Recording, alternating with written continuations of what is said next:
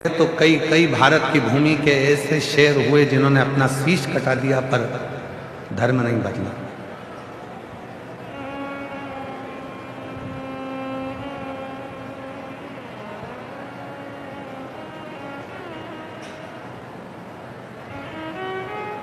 घास की रोटी खा ली पर अपना धर्म नहीं बदला।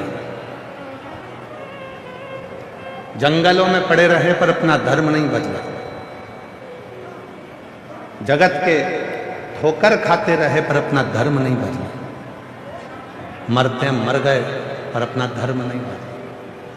और आज के जमाने में ना जाने लोगों को क्या लाभ मिलता है। अपना सनातन धर्म लोगों को बुरा लगता है और दूसरा धर्म लोगों को अच्छा लगता है। 63 नैनार, भगवान शंकर के 63 शिवभक्त ऐसे हुए जिनकी कथा आज भी पूरा संसार गाता है। उनको नैनार कहा गया।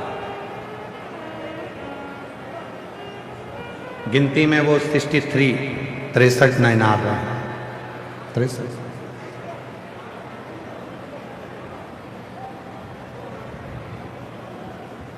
वो 63 नैनार है।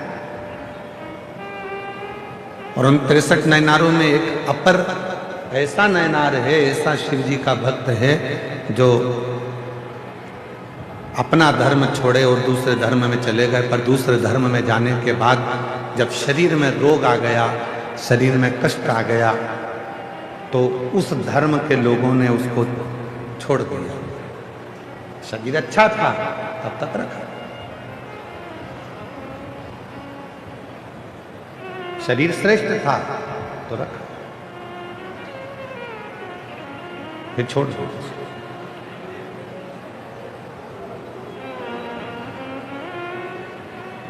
आखिरी में वो अपर नैनार को लगा कि मेरी एक ही बहन है, मरने से पहले मैं अपनी बहन से मिलता है।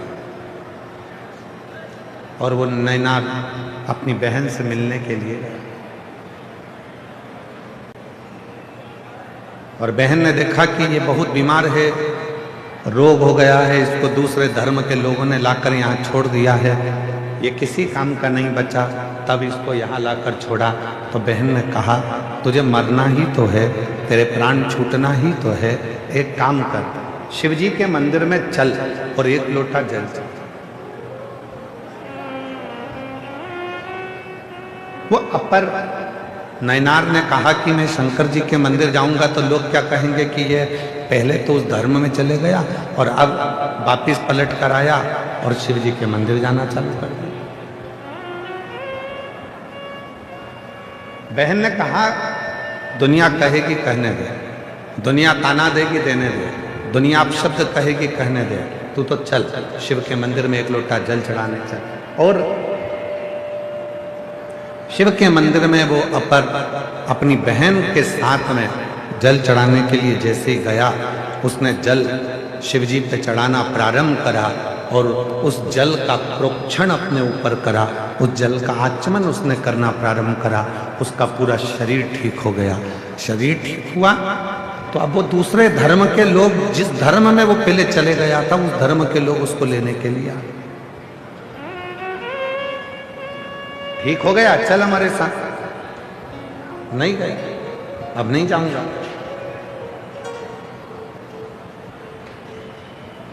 जब दुनिया के धक्के खा लेता है इंसान, जब दुनिया की ठोकर खा लेता है इंसान, और ठोकर खाने के बाद जब देवहृदय महादेव की शरणागति में जाता है, तब उसका जीवन सार्थक हो पाता है।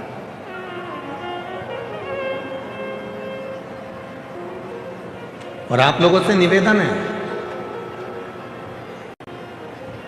जब सारी दुनिया ने तुमको ठुकरा दिया, हर तरह से तुम हताश हो गए हो, हर तरह से तुम दुखी हो गए हो, तकलीफ में हो गए हो, और तुमको कोई सहारा दिखता नहीं हो, आसरा नहीं दिखता हो, तब आखिरी में मेरे महादेव को एक लोटा जल चढ़ाना प्रारंभ करना। सारी राहें तुम्हारे सामने खुलकर सारी।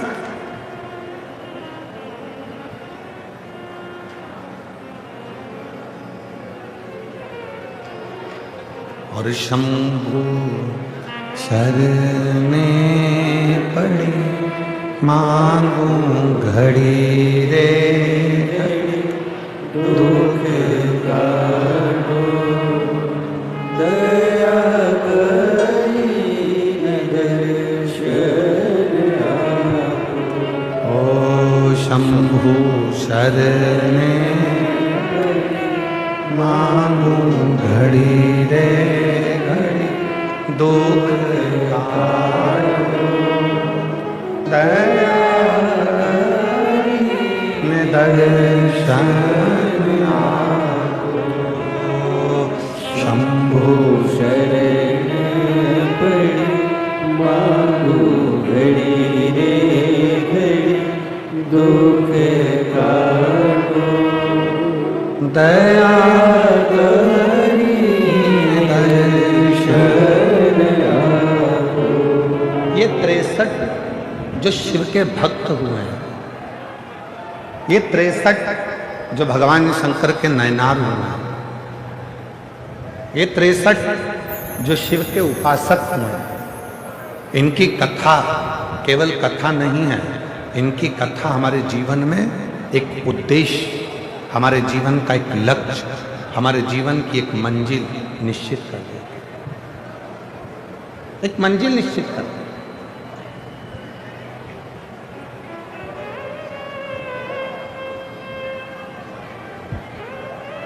ये 63 नयनारों की जो कथा है, ये हमारे जीवन में एक बल उत्पन्न करती है, हमें बल देती है, हमें अविरल भक्ति प्रदान करते हैं।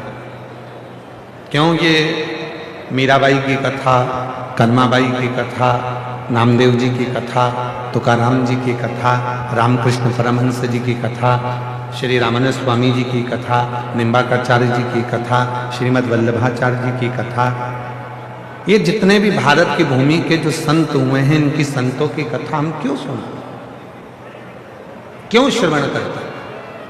जिससे हमारे भीतर भक्ति प्राप्त हो, भक्ति का बल बने। पर सुनोगे तो ही तो भक्ति का बल बढ़ेगा। जिसने जिंदगी में सुन लिया, उसी ने जिंदगी में बहुत कुछ कर लिया, और जो सुनकर ही नहीं चला तो उसने अपनी जिंदगी को केवल बर्बाद कर दिया। सुने ही नहीं। पर क्या सुनना है, कैसे सुनना है और क्या सुनकर अपनी जिंदगी में उतारना है, ये आपको आना चाहिए। ये कोई सिखाने वाला नहीं होगा आपको कि आपको क्या सुनना है और क्या नहीं सुनना और क्या अपनी जिंदगी में उतारना। अयोध्या में एक थी मंथरा, लोग कहते हैं उसने कैकेयी की बुद्धि बिगाड़ी। शिव महापुराण की कथा श्री रामचरितमानस का छोटा सा संवाद लेकर चलती है। ऐसा नहीं कि राम कथा शिव महापुराण में नहीं है, छोटा सा संवाद रामचरितमानस का शिव महापुराण में वर्णन आता है। एक मंथरा अयोध्या के राज्य को डिगाने के लिए मंथरा ने केवल कैकेयी के कान नहीं भरे, मंथरा सबसे पहले गई कौशल्या जी के पास। कौशल्या जी को अपशब्द कहे कैकेयी के बारे में, सुमित्रा के बारे में। जब कौशल्या जी के कानों में बात नहीं ठहरी, तब वो मंथरा गई सुमित्रा जी के पास।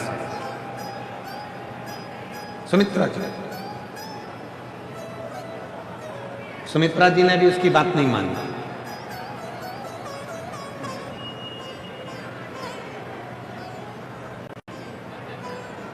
माता सुमित्रा भी उसकी बात नहीं मानी। तब वो मंथरा गई कैकेयी के पास और कैकेयी ने उसकी बात को माना।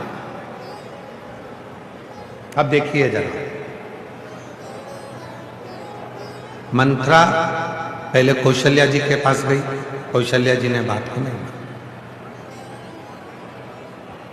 मंथरा फिर सुमित्रा जी के पास गई, सुमित्रा जी ने बात को।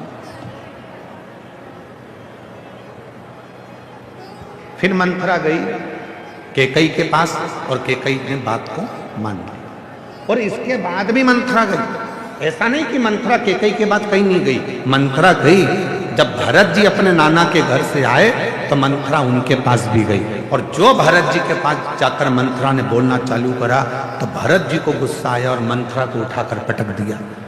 उसने नहीं सुना, भरत जी ने भी नहीं सुनी, कौशल्या जी ने भी नहीं सुनी, सुमित्रा जी ने भी नहीं सुनी। सुनी तो केवल एक ने सुनी, वो कैकेयी ने सुनी। उस मंथरा ने कौशल्या जी के माध्यम से घर को तोड़ना चाहा, उस मंथरा ने सुमित्रा जी के माध्यम से घर को तोड़ना चाहा। उस मंथरा ने देख लिया कि जब कहीं काम नहीं चला तो कैकेयी के पास भी गई, वहां जाकर कान भरे, वहां जाकर थोड़ा सा कानों में जहर घोला और उसने घर को तोड़ दिया। शिव पुराण कहती है एक मंथरा वो घूमती ही रहती है, ऐसा नहीं है कि भीलवाड़ा में नहीं आए। एक मंथरा है वो घूमती रहती है, वो भीलवाड़ा भी आएगी। तुम्हारे घर में जितने सदस्य हैं, तुम्हारी सास है तो उसके पास भी जाएगी, जेठानी है तो उसके पास भी जाएगी, देवरानी है तो उसके पास भी जाएगी, और वो मंथरा तुम्हारे पास भी आएगी। अब मंथरा ये देखती है कि किसके माँ बाप के संस्कार कैसे हैं। कौशल्या जी के माता पिता के संस्कार समझ में आए, सुमित्रा जी के माता पिता के संस्कार समझ में आए, और कैकेयी जी के माता पिता के संस्कार सामने आए। वो मंथरा आई,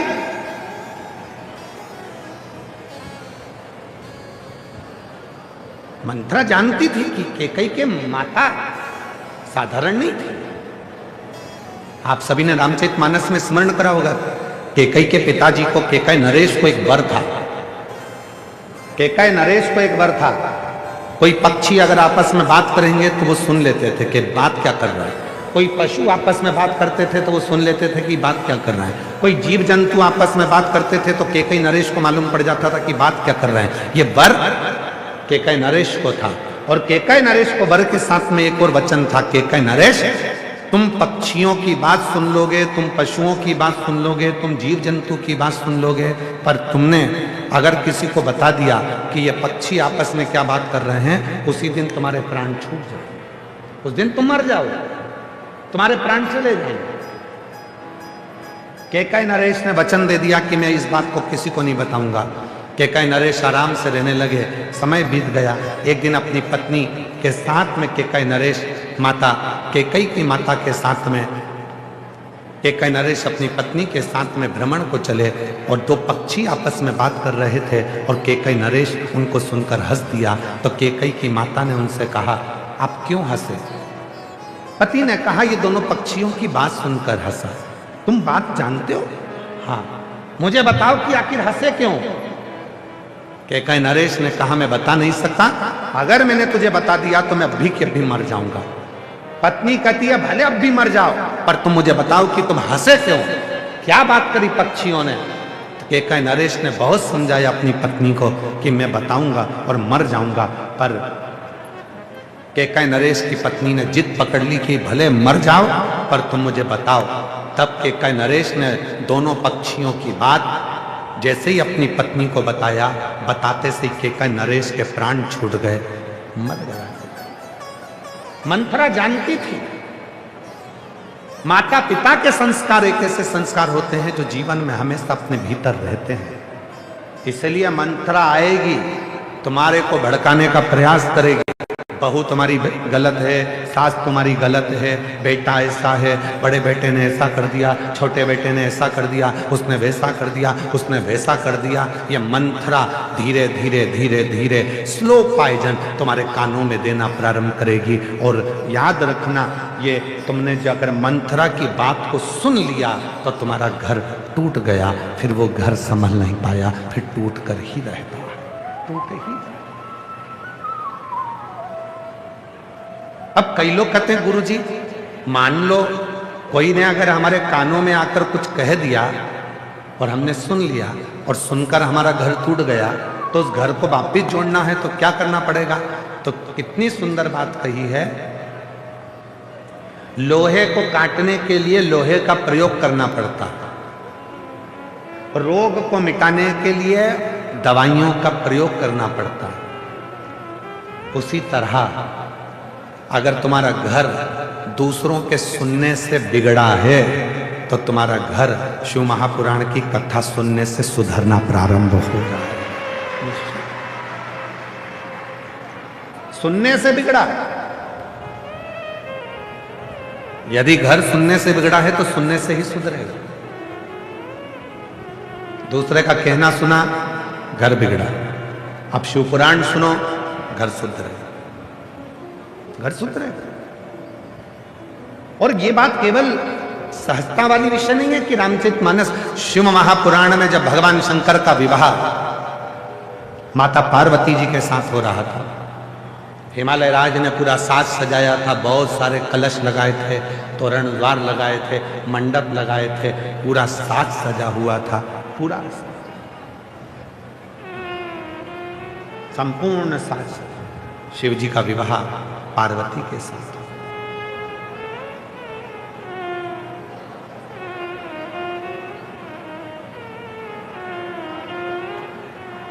पार्वती जी का श्रृंगार हुआ, विवाह हुआ,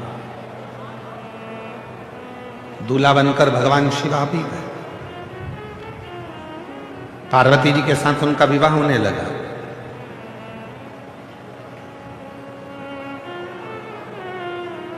हम आपसे पूछते हैं, शादी के समय पर जितनी लड़की खुश दिखती है उतना लड़का खुश नहीं दिखता। तुम पूरी दुनिया के दूल्हा और दुल्हन को देख लेना, और बल्कि स्टेज पर अगर लड़की ज्यादा खुश दिखती है तो पति का मुंह देखकर बेचारी वो भी मुसद्दी लाल हो जाती है, एकदम चुप। ज्यादा हंसूंगी, मुस्कुराऊंगी, अपनी बहनों से बात करूंगी, सहेलियों से बात करूंगी, इनका मुंह मेंढक की तरह लटका हुआ है तो मुझे भी ऐसे करना पड़े, बोलती। चेहरा उतरा है।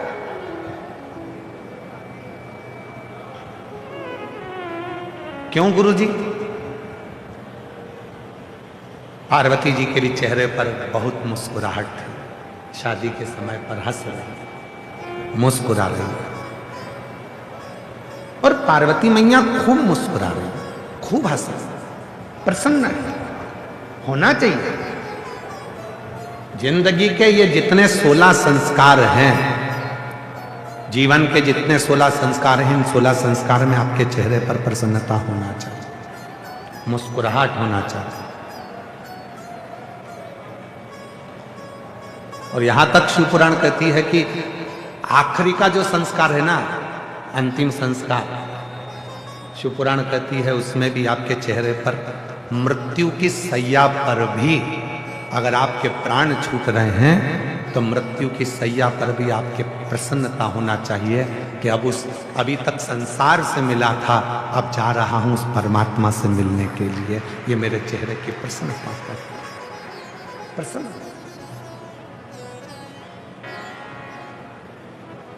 पार्वती जी ने देखा कि शिव जी के चेहरे पर प्रसन्नता नहीं।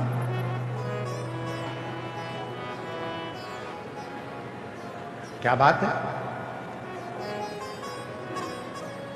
एकदम जैसे शंकर भगवान पहले थे वैसे ही आज नजर आ रहे हैं, कोई अंतर ही नहीं दिख रहा। विवाह में तो खुश होना चाहिए, पर इनके चेहरे पर तो कोई प्रसन्नता दिख ही नहीं रही। बात क्या?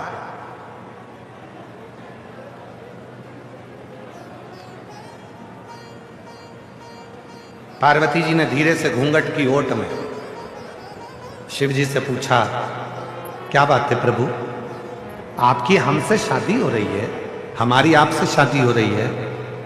मेरे पिता हिमालय राज कन्यादान करने के लिए बैठे हैं, मेरी मां मैनावती भी कन्यादान करने के लिए बैठी है, और आपके चेहरे पर प्रसन्नता नहीं, आप मुस्कुरा नहीं है। शंकर भगवान बोले, पार्वती, जिंदगी का कोई सा भी पहलू हो, घर में करोड़ों का धन भी आ जाए ना, तो व्यक्ति को अपने पुराने समय को नहीं भूलना चाहिए। और जिंदगी में कितना भी दुख आ जाए, व्यक्ति को अपने पुराने स्मरण को नहीं भूलना चाहिए। सम रहे, सम। सम रहे? हाँ सम। मैं समझी नहीं। शिवजी ने कहा पार्वती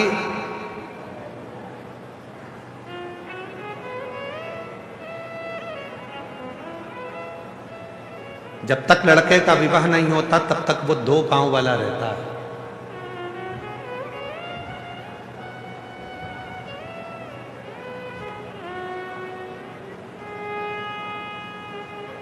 दो पांव का रहता है, कहीं पर भी जाता है, कहीं पर भी आता है, मानव का जीवन जीता है, खाता है, पीता है, रहता है।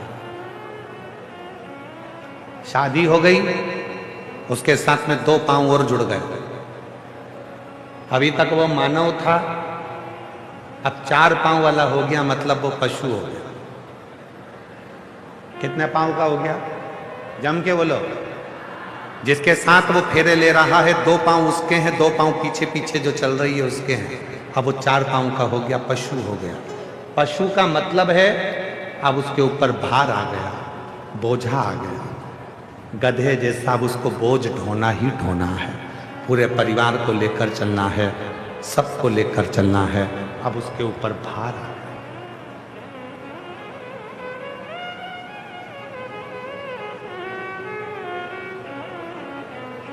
पशु बन गए। दुनिया के लोग कहते हैं शंकर भगवान पशुपतिनाथ है। शिव महापुराण में भगवान शंकर के विवाह का प्रसंग कह रहा है कि भगवान शंकर पार्वती जी से कहते हैं कि केवल मैं अकेला पशुपतिनाथ नहीं हूं। जिस लड़के की शादी होती है और वह अपनी पत्नी के साथ जब 7 फेरे लेता है तो वो भी पशुपतिनाथ बन जाता है, वो भी पशुपतिनाथ। मतलब अब तेरे ऊपर भी भार आ गया। अभी तक 2 चरण थे, अब 4 चरण आ गए। अभी तक 2 पांव थे, अब 4 पांव आ गए। जब 4 पांव आ जाए तो समझ लेना कि बोझा ढोना चालू करना है, सबका वजन ढोना है। ससुराल वालों को भी झेलो और अपने परिवार वालों को भी झेलो। वो कुछ बोले उनको भी झेलो, वो कुछ बोले उनको भी झेलो। सारे रिश्ते नाते कुटुंब कबीला सब बोझा कंधे पर आ जाता। तो इतनी सी बात पे डर रहे हो? पार्वती जी ने कहा इतनी सी बात पे डर रहे हो? शंकर भगवान बोले इतनी सी बात पे नहीं डर रहा। 4 पांव के बाद में 6 पांव भी होंगे। समझ गए आप लोग? जम के तो बोलो जरा। 4 पांव के बाद कितने होंगे? 6 पांव। हमारे 2 बच्चे भी होंगे। और 6 पांव किसके होते हैं? शंकर भगवान अपनी शादी में जो ज्ञान दे रहे हैं वो संसार के एक एक व्यक्ति को उस ज्ञान को धारण करना चाहिए। जब तक तुम्हारे 2 पांव हैं, तुम मानव हो, इंसान हो, जा रहे हो, ला रहे हो, कमा रहे हो, एंजॉय कर रहे हो, खा रहे हो, दोस्तों के साथ बैठ रहे हो, घूम रहे हो, फिर रहे हो, सब कुछ है। पर शादी हो गई, 4 पांव हो गए। 2 तुम्हारे, 2 धर्म पत्नी के, 4 पांव हो गए। 4 पांव हो गए मतलब तुम्हारे ऊपर बोझ हो गया। पशु करना पड़ेगी, सबके लिए संभालना पड़ेगा, सबको जोड़ना पड़ेगा। इसके बाद में अभी 2 पांव और बढ़ने वाले हैं, मतलब तुम्हारे घर में 2 बच्चे होने वाले हैं। अब कितने पांव हो गए? मतलब 1 बच्चा होने वाला है तो कितने पांव हो गए? 6। अब तुम्हारे घर में बेटा जन्म लेगा, बेटा जन्म लिया तो कितने पांव हो गए? 6 पांव। अब तुम्हारे घर में बच्चे 6 पांव हो गए। 6 पांव किसके होते हैं? मधुमक्खी के। 6 पांव किसके होते हैं? मधुमक्खी के। मधुमक्खी जैसे, मतलब अभी तक तुम इंसान थे, मनुष्य थे, मानव से अब तुम्हारे 4 पांव हुए, पशु बन गए। पशु से अब तुम घर में एक बेटा हो गया, उसके 2 पांव आ गए तो तुम मधुमक्खी हो गए। मधुमक्खी का मतलब होता है फूलों का रस लाते जाओ, छत्ते में डालते जाओ, कमाते जाओ, घर में भरते जाओ, कमाते जाओ, भरते जाओ, कमाते जाओ, भरते जाओ। इन औलादों के लिए भरते जाओ, इन परिवार वालों के लिए भरते जाओ। मतलब 6 पांव होते से तुम मधुमक्खी हो गए। भरते जाओ, भरते जाओ, भरते जाओ। अब 6 पांव के बाद 2 पांव और आने वाले हैं, बहुरानी। 6 पांव के बाद में 2 पांव और आने वाले हैं। अब कितने हो जाएंगे? जम के बोलो। 8 पांव। शंकर जी करें अपने विवाह में पार्वती जी को, एक समय ऐसा आएगा कि 8 पांव हो जाएंगे, बहू घर में आ जाएगी। 8 पांव किसके होते हैं? मकड़ी के। 8 पांव किसके होते हैं? मकड़ी के। शंकर जी कहते हैं जब 8 पांव हो जाएंगे, इतना जाल बिछा लूंगा अपने व्यापार का, अपने घर का पूरा जाल ऐसा बिछा लेता हूँ, खूब कमाता हूँ, खूब बढ़ता हूँ, खूब जाल बिछाया, फैक्ट्री, दुकान, घर, गाड़ी, बंगला, बच्चे, बच्ची, बहू, सबका जाल बिछा, और एक दिन उसी जाल में फंसकर मैं मर जाता हूँ और आगे बढ़ नहीं पाता हूँ। ये जिंदगी।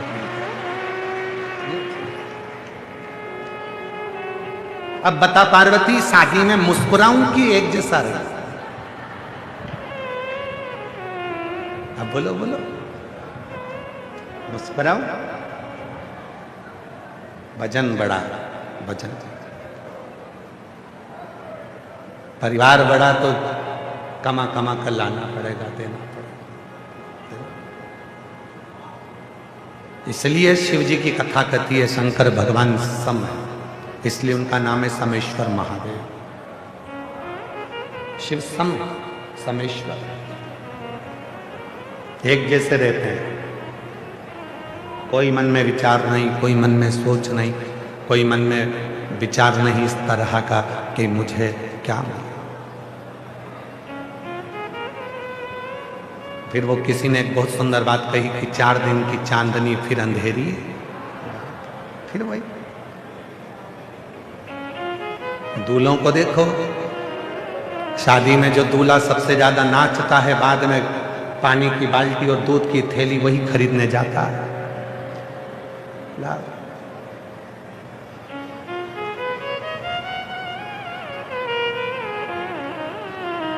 इसीलिए शादी के समय पर रात्रि के 9 बजे से लेकर 11 बजे तक ढोलक पीट पीट के माताएं जी गाती है, बना तुम मुंबई जाना जी, बना जी लहंगा लाना जी, पनी फिर पहन के आएगी, पनी फिर यूं इठलाएगी, बनी फिर यूं फरमाएगी, तुम्हारा झुमका गिरा रे।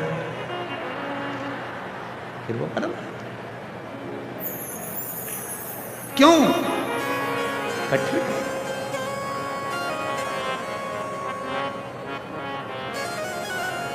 अच्छा, प्रसन्नता किसको हो? प्रसन्नता किसको हो? जिसका पहला ब्याह हो रहा हो। तो पार्वती जी को प्रसन्नता हो रही है कि मेरा पहला विवाह है। शिव जी को काय की प्रसन्नता? उनको मालूम है कि मेरी 50 तो पहले चली गई है, ये तो 51 भी है। जो गले में मुंडों की माला है शिव जी के, शंकर जी के गले में 2 मुंड माला होती है। कभी आप लोग महाकाल राजा का दर्शन करेंगे, विश्वनाथ जी का दर्शन करेंगे, तो 2 मुंडमाला मेरे शंकर भगवान को पहनाई जाती है। एक मुंडमाला में गले में हड्डियों की मुंडमाला होती है, खोपड़ी खोपड़ी, आप लोगों ने दर्शन करा हो। दूसरी मुंडमाला में मुंडों में मूंछ होती है, जो मुंड है उसके अंदर मूंछ होती है। 2 मुंडमाला भगवान शंकर के गले में होती है। एक हड्डियों की, वो हड्डियों की जो मुंडमाला होती है वो पार्वती जी जो पूर्व में अपने शरीर को त्याग चुकी थी 50 बार, उनकी वो मुंडों की माला शिव धारण करते हैं। सती, गौरव, उमा, कात्यायनी, कुष्मांडा, स्कंदा, बगला, मातंगी, धूमा, ऐसी माता पार्वती जी के जो स्वरूप पहले हो चुके हैं, उसकी कमला, मातंगी, और शिवजी के गले में जो मूंछ वाले मुंडों की माला है वो शिवजी के गले में वो राहु के मुंड है जो शंकर भगवान धारण कर, राहु के मुंड। तो जिसकी पहली शादी हो रही हो प्रसन्न वो हो। तुम खुद देखो, शादी में जितना दूल्हा प्रसन्न दिखता है, जितनी दुल्हन प्रसन्न दिखती है,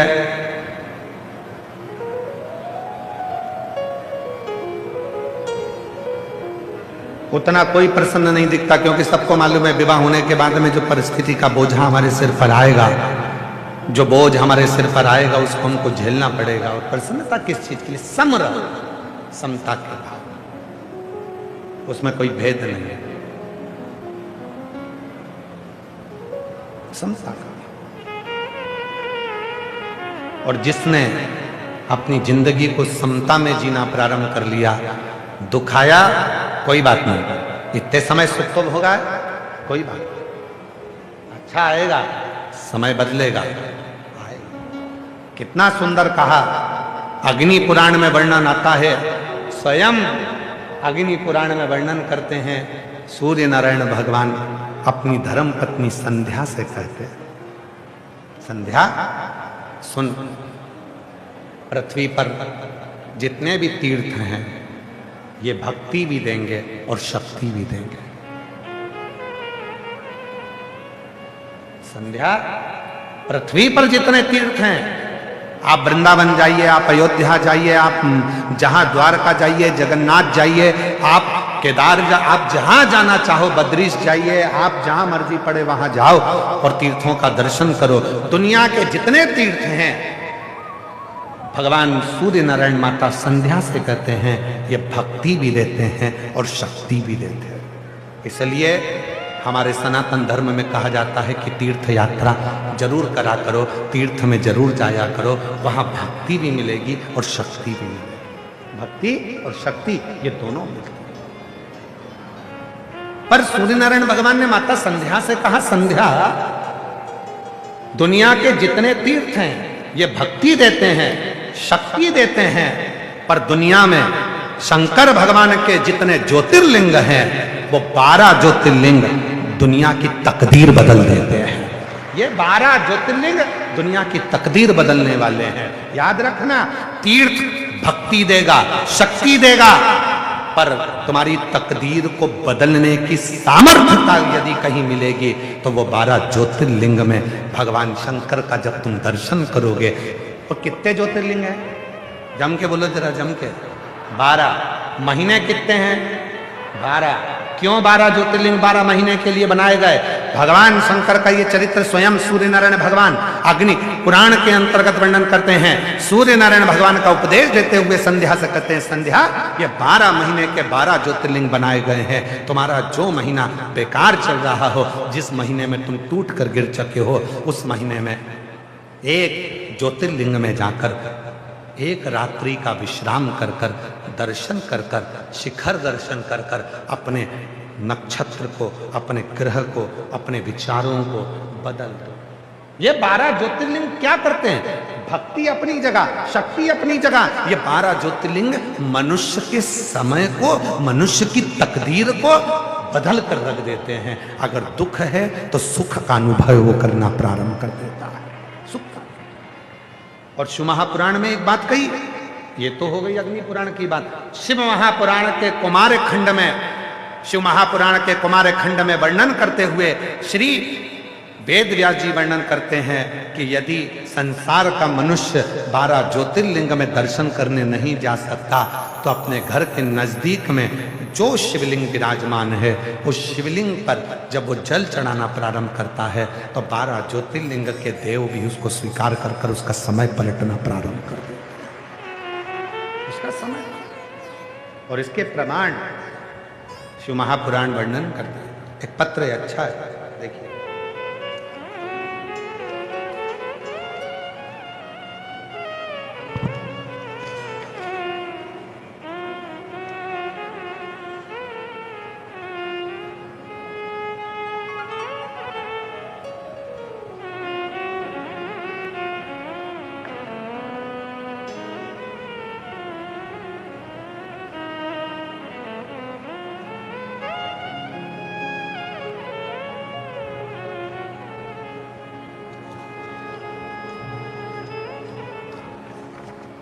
देखिए पत्र में, मेरा नाम बीना यादव है, मेरा मोबाइल नंबर ये है, मैं भीलवाड़ा चंद्रशेखर में रहती हूँ।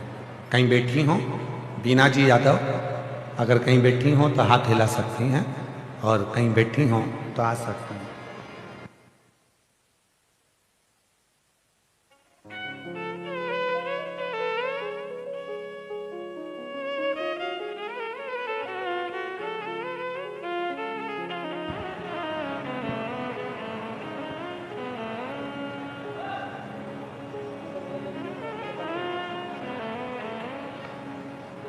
एलईडियाँ अलग चल रही हैं, कथा अलग चल रही है, तो उसको पूरा सेट करो ना तुम लोग।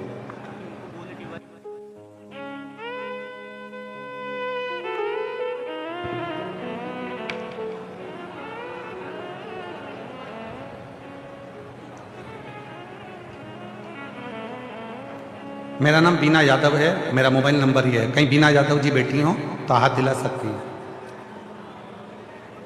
कहीं बैठी हो तो अपना हाथ हिलाएंगे, और अगर बैठी हो तो कथा के पंडाल में आप बैठे हो तो आ जाएं और एक बेलपत्र लेकर जाएं। महाराज, मेरा नाम बीना यादव है, मेरा मोबाइल नंबर ये है। मैं भीलवाड़ा चंद्रशेखर में रहती हूँ। पत्र को आप लोग एलईडी पर पढ़ सकते हैं, एलईडियों पे पत्र चल रहे होंगे। मैं 2018 से आपकी कथा सुन रही हूँ। मेरे भोले बाबा ने मेरे जीवन को ही बदल दिया। गुरुदेव, एक लोटे जल का मैं क्या वर्णन करूं। मेरा बेटा हिमांशु यादव जो पीजी की तैयारी कर रहा था, 2024 में उसने पीजी का पेपर दिया। उसने सोचा कि मेरा एमडी मेडिसिन में एडमिशन हो जाएगा, पर उसका नंबर नहीं आया। और मेरे बेटे के साथ उसका दोस्त भी एमडी मेडिसिन की तैयारी कर रहा था और उसका नंबर आ गया। मेरा बेटा रह गया। मेरे बेटे ने कहा, माँ आप रोज मंदिर जाती हो, वहाँ जाकर साफ सफाई करती हो, पूजन करती हो, फिर भी बाबा ने नहीं सुनी। मैंने कहा निराश मत हो, बाबा जरूर सुनेगा। मेरे साथ तू भी मंदिर जाना चालू कर, तेरी बाबा जरूर सुनेगा। मेरे बेटे ने मंदिर जाना शुरू किया और दुगनी मेहनत आपके कहने पर करना प्रारंभ करी। आप कहते हो कि पढ़ाई को 4 गुना कर दो, मेहनत 4 गुना करो, और आखिरी में बेलपत्री पर शहद लगाकर शिव को समर्पित करो। मेरे बेटे ने वही करा और बाबा की कृपा से मेरे बेटे का मथुरा में एमडी मेडिसिन के नंबर पर सिलेक्ट हो गया। मैं बाबा को धन्यवाद देती हूँ। और आज 2025 में वापस पेपर दिया मेरे बेटे को, तो रेडियो लॉजिस्ट के पद पर मेरे बेटे को नियुक्ति मिल गई। मैं बाबा को यहाँ धन्यवाद देने के लिए आई हूँ। एक लाइन अच्छी लिखी है, देवता देते हैं पल्ला झाड़ कर, और मेरा महादेव देता है छप्पर फाड़ कर। शिव कृपा करता है, शंकर करुणा।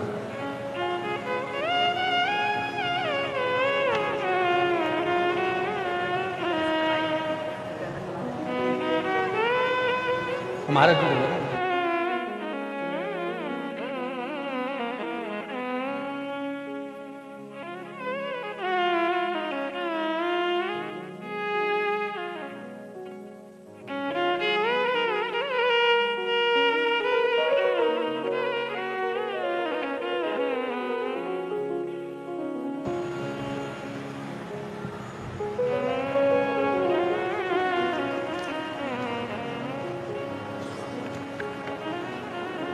जोरदार ताली बजाएं।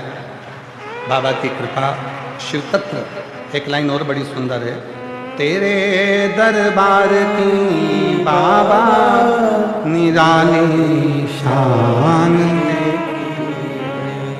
तुझे देते नहीं देखा, पर झोली भरी देखी, मुख दुनिया मोड़े बाबा तू,